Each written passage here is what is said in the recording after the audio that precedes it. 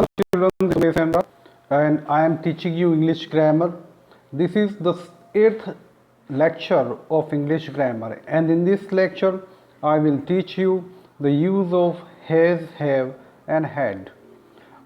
Previous lecture की हम बात करें तो उसमें भी हमने हैज़, हैव और हैड का प्रयोग किया है। कहाँ कहाँ किया था उसके बारे में थोड़ी बात करते हैं। पहला, हैव बहुवचन क्रिया है, हैज़ एक वचन क्रिया है और मीन्स हेल्पिंग वर्ब है और प्रेजेंट परफेक्ट टेंस में हमने इसका प्रयोग किया।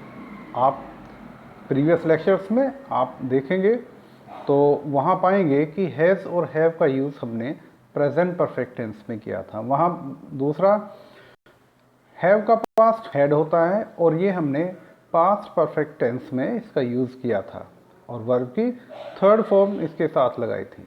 वहीं future perfect continuous future perfect में भी हैज़ और हैव का यूज़ हमने किया था। विल हैव, शैल हैव का यूज़ हमने किया था।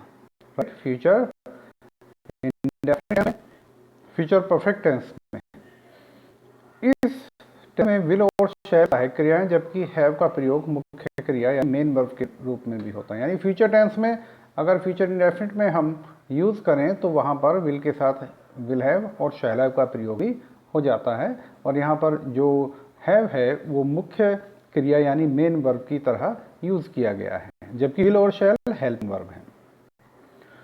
फ्यूचर परफेक्ट टेंस में भी विल हैव और शैल प्रयोग किया जाता है। विल हैव, शैल हैव के साथ थर्ड का जो मुख्य क्रिया यानी वर्ब की थर्ड फॉर्म का होता है वो हम कर चुके हैं पहले ही। फ्यूचर परफेक्ट कंटिन्यूअस टेंस में भी हमने will have been, shall have been का प्रयोग किया था, राइट। और इसमें फर्स्ट फॉर्म के साथ ING लगाई थी। अब हम आगे चलते हैं। जो इस लेक्चर का मेन जो हमारा पार्ट है वो यहाँ से शुरू होता है और वो है हैव, हैज़ और हैड का मुख्य क्रिया के रूप में प्रयोग होना, यानी मेन वर्ब की तरह जो हम इसका प्रयोग करते हैं तो किस तरीके से होता है। मॉडल सेंटेंसेस, पॉजिटिव सेंटेंस हम स्टडी करते हैं प्रेजेंट टेंस में और पहला सेंटेंस है मेरे पास एक साइकिल है, या इसको हम दूसरे तरीके से भी बोल सकते हैं मैं एक साइकिल रखता हूँ, राइट। अब इसको अगर इंग्लिश बनाएंगे तो हम कहेंगे I have a cycle. Have means रखना, तो ये सेंटेंस बनेगा आई हैव ए साइकिल, मेरे पास एक साइकिल है। उसके पास 10 पेन हैं या वे 10 पेन रखते हैं। इसका जो आपका सेंटेंस बनेगा इसको इंग्लिश में ट्रांसलेट करेंगे दे हैव 10 पेन्स, उनके यानी प्लूरल है और दे के साथ में हैव का यूज होगा, दे हैव 10 पेन्स। हमारे पास 2 घोड़े हैं या हम 2 घोड़े रखते हैं, प्रेजेंट टेंस का है। वी हैव 2 हॉर्सेस, तुम्हारे पास 3 पुस्तकें हैं या तुम 3 पुस्तकें रखते हो। You have 3 books.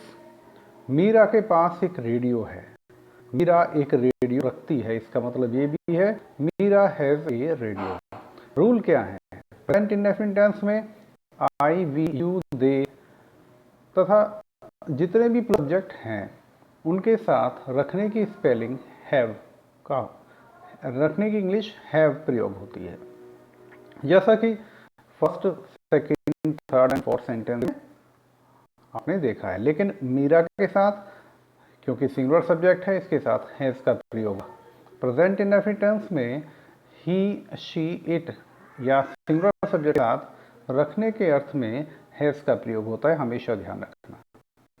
पास्ट की बात करते हैं। पास्ट टेंस में क्या होगा, हैव और हैज़ की सेकंड फॉर्म यानी हैड का प्रयोग होता है।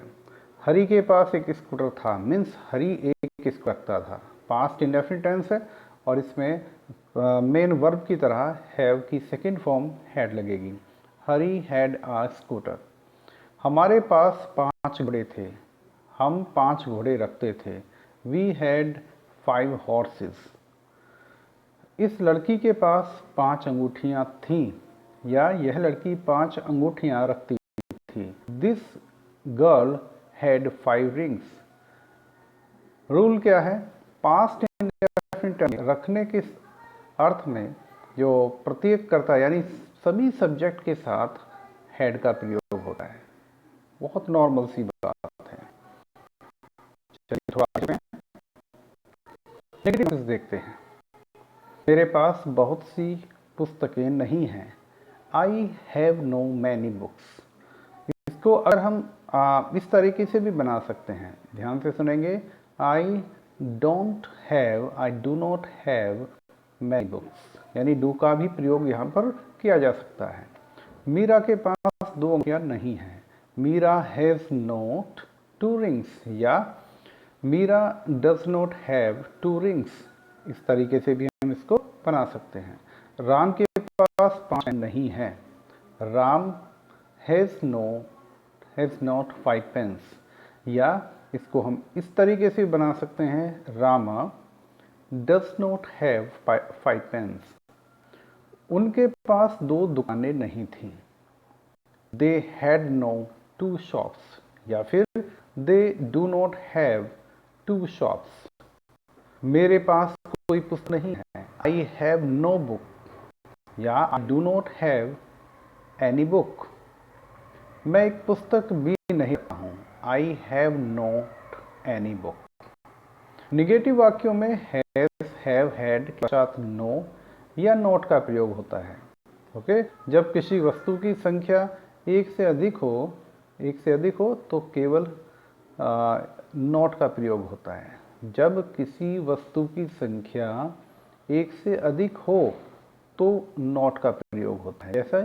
जैसे कि फर्स्ट, सेकंड, थर्ड, फोर्थ में। और जब संख्या केवल 1 हो तो फिर नॉट नहीं लगेगा। नॉट और नॉट में नो में से किसी का भी प्रयोग किया जा सकता है, लेकिन जब प्लूरल की बात होती है तो वहां पर केवल नॉट ही लगता है। इंटरोगेटिव सेंटेंसेस देखते हैं। इंटरोगेटिव सेंटेंस में क्या तुम्हारे पास 5 पुस्तकें हैं? तो ऑलरेडी मैंने आपको बताया है कि अगर क्या शब्द से इंटरोगेटिव सेंटेंस शुरू होता है तो हम पहले जो हेल्पिंग वर्ब है उसे लिखते हैं। क्या की कोई अंग्रेजी उसमें नहीं लिखी जाती है, और इसका इंग्लिश में जो इसका ट्रांसलेशन होगा वो होगा have you 5 books, question mark जरूर लगाएं।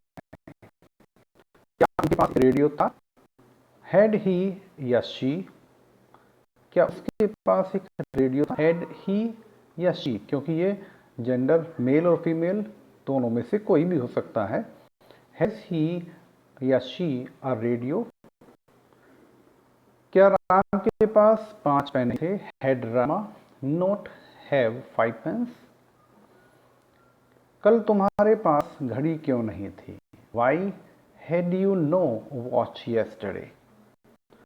इंटरोगेटिव सेंटेंसेस में यानी प्रश्नवाचक वाक्यों में हैव, हैज और हैड का प्रयोग कर्ता के अनुसार होता है, यानी सब्जेक्ट के अनुसार होता है। हैव, हैज, हैड, ओके, हमेशा पहले ही लगते हैं।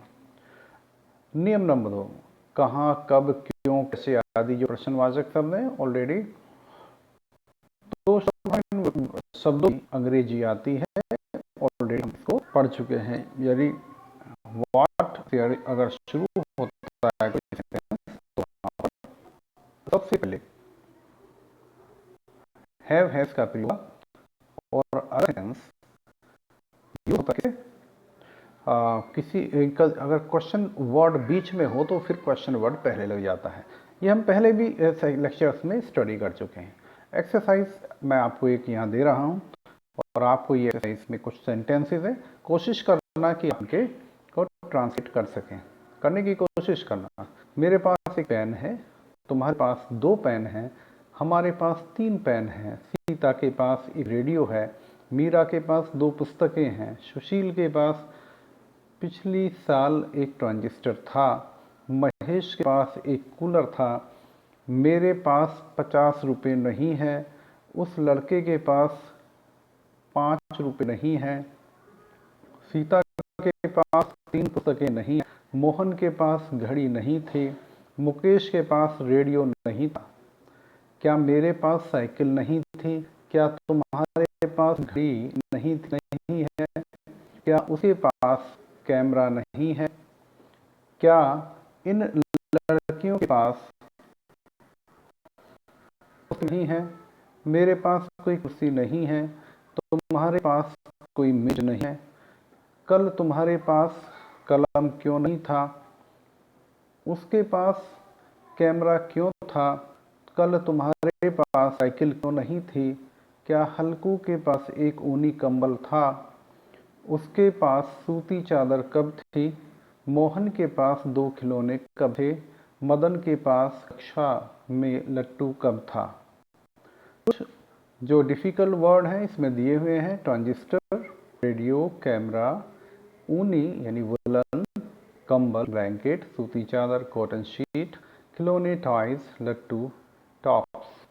आप खुद इन सेंटेंसेस को बनाना सीखें, देखें और यानी इसमें जो स्टडी किया है हैव, हैज़ और हैड का। मेरे पास एक पेन है, आई हैव अ पेन। मेरे पास पेन नहीं है, I do not have a pen, या I have not a pen, या I have no a pen.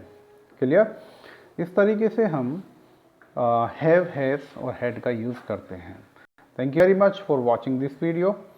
I will be back with a new video about telling about a new rule of grammar, and we will study something more in the next video. Till then, thank you very much. Keep studying and watching this video again and again. अगर आपको अच्छा लगे तो like करें, comment भी करें। कोई आपकी क्वेरी हो तो उसे आप कमेंट बॉक्स में लिखें। Thank you very much again. Have a nice time.